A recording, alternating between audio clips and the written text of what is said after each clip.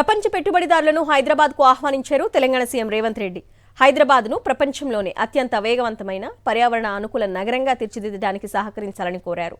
దావోస్లో జరుగుతున్న world economic ఫోరంకు హాజరైన రేవంత్ పెట్టుబడులు తేవడమే లక్ష్యంగా సమావేశాలకు హాజరవుతున్నారు.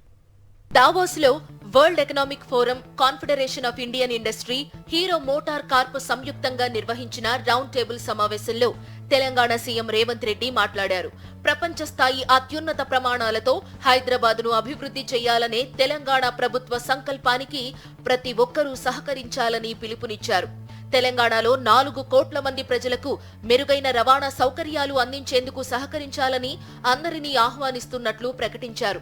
తక్కువ ఖర్చుతో ప్రజలు వేగంగా ప్రయాణించాలన్నది తమ ప్రభుత్వ ఆకాంక్షగా చెప్పారు. తెలంగాణ భవిష్యత్తు అభివృద్ధి ప్రణాళికలో భాగంగా హైదరాబాద్లో ఫ్యూచర్ సిటీ నిర్మిస్తున్నట్లు సీఎం రేవంత్ రెడ్డి వివరించారు. పర్యావరణ రహితంగా హైదరాబాద్ను నెట్ జీరో సిటీగా తీర్చిదిద్దాలనేది తమ లక్ష్యమన్నారు. ప్రపంచంలోనే అత్యుత్తమ మొబిలిటీ అవకాశాలు హైదరాబాద్లో ఉండాలని కోరుకుంటున్నాం. ఎలక్ట్రిక్ వాహనాలపై రోడ్ ట్యాక్స్, రిజిస్ట్రేషన్ ఛార్జీలు రద్దు చేయడంతో దేశంలోనే ఈవీ వాహనాలు అత్యధికంగా అమ్ముడుపోయే రాష్ట్రంగా తెలంగాణ అగ్రగామిగా ఉందన్నారు. తెలంగాణలో డ్రైపోర్ట్ ను నిర్మించి వేర్ హౌస్ హబ్ గా తీర్చిదిద్దుతున్నామన్నారు. రాష్ట్రానికి తీర ప్రాంతం లేని లోటును పూడ్చడానికి నిర్మించబోయే డ్రైపోర్టును మచిలీపట్నం పోర్టుకు రోడ్డు, రైల్వే మార్గాలతో అనుసంధానం చేస్తామని చెప్పారు.